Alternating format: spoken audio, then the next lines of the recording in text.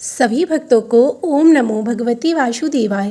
आज हम पापमोचनी एकादशी की पूजा विधि बताएंगे, जो कि चैत मास की कृष्ण पक्ष की एकादशी है।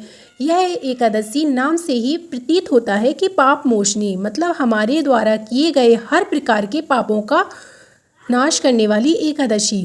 पापमोचनी एकादशी यानी कि कायिक वाचिक मानसिक यहाँ तक कि पिशाच योनि से भी मुक्ति दिलाने वाली, जाने अनजाने में जो भी हमसे पाप हुए हैं उनका नाश करने वाली एकादशी। जब हमारे पापों का नाश होता है तो सुख सौभाग्य की वृद्धि होती है, उन्नति होती है, तरक्की होती है और हमारे घर में खुशहाली आती है। भगवान विष्णु को प्रसन्न करने का एकमात्र यही उपाय है एकादशी व्रत। एकादशी व्रत जीवित रहने पर हमें सांसारिक सुख सौभाग्य की प्राप्ति कराता है और मृत्यु के उपरांत हमें मोक्ष प्रदान कराता है।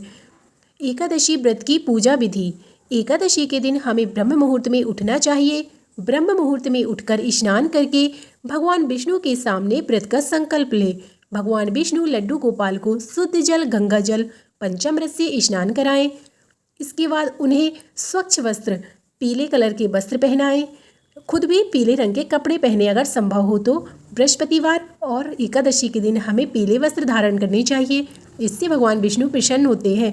फिर इसके बाद भगवान विष्णु का चंदन हल्दी से तिलक करें। एकादशी के दिन हमें चावल नहीं चढ़ाने चाहिए, ना ही चावल खाने चाहिए, ना ही चावल का दान करना चाहिए। हम फूल अर्पित कर सकते हैं। अगर फूल ना हो तो हम मानसिक रूप से भी पुष्प को अर्पित कर सकते हैं। मानसिक रूप से की गई पूजा का हमें करोड़ गुना फल प्राप्त होता है। तो हम लोग चावल की जगह भगवान को तुलसी पत्र भी अर्पित कर सकते हैं। तुलसी पत्र तो हमें अवश्य अर्पित करना चाहिए, लेकिन एकादशी के दिन हमें तुलसी पत्र नहीं तोड़ना चाहिए। ना ही एकादशी को, ना ही द्वादशी को, ना ही रविवार को, अमावस्या तिथि को तुलसी पत्र ना तोड़ें। एकादशी के दिन हमें भगवान के सामने घी का दीपक जलाना चाहिए। धूप दीप जलाएं। अगर घी का दीपक संभव ना हो तो आप तिल के तेल से भी दीपक जला सकते हैं। अगर आपके पास तुलसी की लकड़ियां हैं तो भगवान विष्णु के तुलसी की लकड़ियों से दीपक जलाकर आरती करें, पूजा करें, हवन करें। इससे भगवान विष्णु की कृपा आपके परिवार को प्राप्त होगी और नकारात्मक ऊर्जा का भी समापन होगा।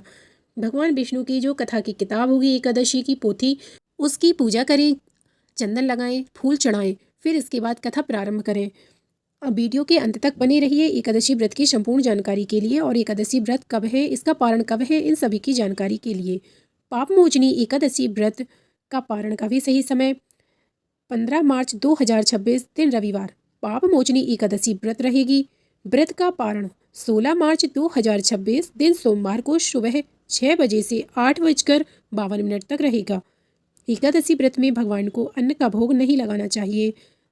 इसकी जगह हमें फल, मिठाई या किसी ऋतु फल का भी भोग लगा सकते हैं। भगवान विष्णु को केले का फल अत्यधिक प्रिय है, तो आप केले का भी भोग लगा सकते हैं। नहीं तो आप किसी भी दूध से बनी हुई मिठाई का भोग लगा दीजिए। अगर वो भी संभव ना हो आपके पास तो आप उन्हें तुलसी पत्र अवश्य अर्पित करें। एकादशी व्रत की कथा पढ़ें, भगवान विष्णु की आरती करें, हवन करें, ओम नमो भगवते वासुदेवाय मंत्र का जाप करें, उसी मंत्र से हवन करें, या आपको विष्णु भगवान का कोई और भी मंत्र आता हो तो आप उससे भी हवन कर सकते हैं। व्रत के दिन हमें दक्षिणा अवश्य देनी चाहिए। जैसे कि हम वह दक्षिणा भगवान को अर्पित कर देते हैं, उस दक्षिणा को हमें अगले दिन मंदिर में या किसी गरीब को या किसी ज़रूरतमंद को अवश्य दान करना चाहिए। नहीं तो अपने आसपास कोई कन्या हो, आप उसे भी दान कर सकते हैं।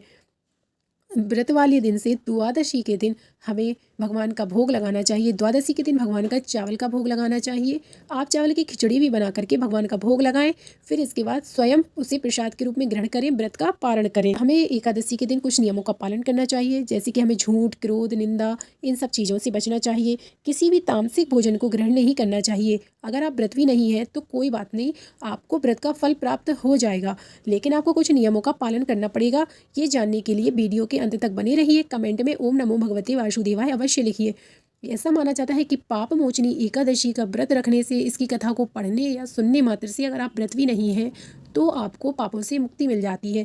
लेकिन आपको कुछ नियमों का पालन तो जरूर करना चाहिए, जैसे कि झूठ, क्रोध, निंदा, चुगली, इन सब से बचना चाहिए। तामसिक भोजन से बचना चाहिए। एकादशी के दिन हमें बाल नहीं काटने चाहिए, नाखून नहीं काटना चाहिए।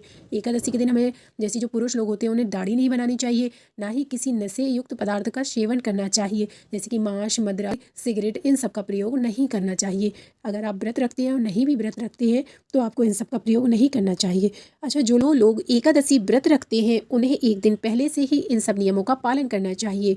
व्रतधारी मनुष्य को एक दिन पहले से ही चावल नहीं खाने चाहिए, ना ही मसूर की दाल, बैगन, मूली, कटहल इन सबको एक दिन पहले ही छोड़ देना चाहिए। मांस, मदिरा इन सब का भी एक दिन पहले से ही प्रयोग नहीं करना चाहिए, क्योंकि चावल का ऐसा माना जाता है कि चावल को एकादशी ने पापों का वास माना है। चावल में पापों का वास होता है, इसलिए हम जितने चावल खाएंगे उतना ही हमारे ऊपर पाप लगेगा। इसलिए एकादशी को चावल का निषेध माना जाता है। इसलिए आप लोग चावल ना ही भगवान को चढ़ाएं। किसी भी भगवान को एकादशी के दिन चावल नहीं चढ़ाने चाहिए, ना ही स्वयं ग्रहण करना चाहिए, ना ही अपने बच्चे व अपने परिवार के लोगों को ग्रहण कराना चाहिए। इन सभी नियमों का पालन करते हुए हमें व्रत रहना चाहिए। व्रत ना रह सकें तो हम सिर्फ कथा को पढ़ने सुनने मात्र से ही भगवान विष्णु की कृपा प्राप्त कर सकते हैं। एकादशी व्रत कथा। एक बार मेधावी नामक ऋषि वन में तपस्या कर रहे थे। वे ऋषि शिव उपासक तथा अप्सराएं शिवद्रोहिणी अनंगदासी थीं। एक बार कामदेव ने ऋषि का तप भंग करने के लिए उनके पास मंजूघोषा नामक अप्सरा को भेजा। मुनि अप्सरा के हाव भाव नृत्य कटाक्षों पर मोहित हो गए और युवावस्था वाले उन मुनि को रति क्रीड़ा करते हुए 57 वर्ष व्यतीत हो गए। एक दिन मंजूघोषा ने देवलोक जाने की आज्ञा मांगी। उसका आत्मज्ञान हुआ और मुनि ने मंजूघोषा को श्राप दे दिया। श्राप सुनकर मंजूघोषा ने कांपते हुए ऋषि से मुक्ति का उपाय पूछा। तब मुनि ने पाप मोचनी एकादशी का व्रत रखने को कहा। मंजूघोषा अप्सरा ने चैत कृष्ण एकादशी का व्रत रखा और पिशाच योनि से मुक्त होकर देवलोक को चली गई। इस प्रकार जो कोई भी मनुष्य विधि पूर्वक इस व्रत को करता है उसके समस्त पाप नष्ट हो जाते हैं, और जो कोई इस व्रत के महत्व को पढ़ता या सुनता है उसे सारे संकटों से मुक्ति मिल जाती है। को हमारी जानकारी अच्छी लगी हो तो आप हमें कमेंट में ओम नमो भगवते वासुदेवाय अवश्य लिखें। ऐसी और धार्मिक जानकारी के लिए चैनल को सब्सक्राइब करें, कमेंट करें, जय श्री राम लिखें।